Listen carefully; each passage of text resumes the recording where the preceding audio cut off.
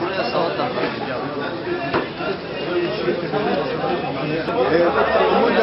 Alarak kelimesi var bu. Kelimesine zor başlamış gibi bu.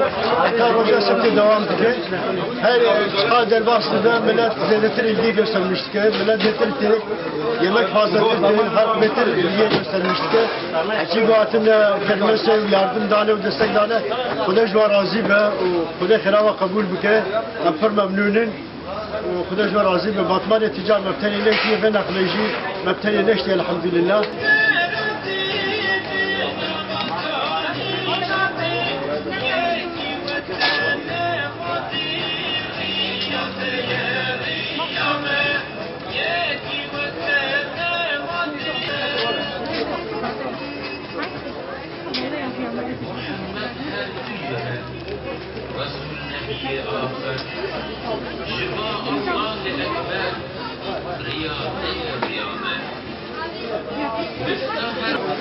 Sizler olarak tüm üye ve gönüllerimiz Büyük Derneği'nin hayırlı hizmetlerine bizler de katkıda bulunmak amacıyla burada 50 tane görevlimiz şu anda hizmet ediyor.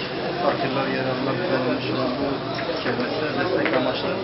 Ayrıca bugünün tüm yemek tatlılarını ve hediyelik eşyalarını yine sevgili üye ve gönüllü kardeşlerimiz bugün için karşılamış bulunmaktadırlar.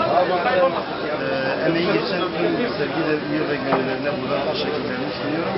Ayrıca bu hayırlı hizmeti sunan Ömürler yönetim kuruluna ve üyelerine buradan teşekkürlerimi sunuyorum.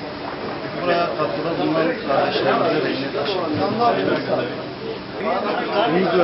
Ümidler olarak yaptığımız kermes, halkımızın teveccühü Allah'a çok şükür gittikçe her gün daha fazlalaşıyor. Kermesimiz çok mükemmel gidiyor. Kalabalık gittikçe çoğalıyor. Yemekler halkımız gittikçe yemek götürüyor. Millet de çok teveccüh ediyor. Milletimiz epey bir şeyimiz var. Bir kalabalığımız var. Allah herkesten razı olsun. Allah-u Teala hayırlarını kabul etsin. Getiren ve gelen bütün halkımıza, Müslüman kardeşlerimize teşekkür ediyoruz. Allah razı olsun.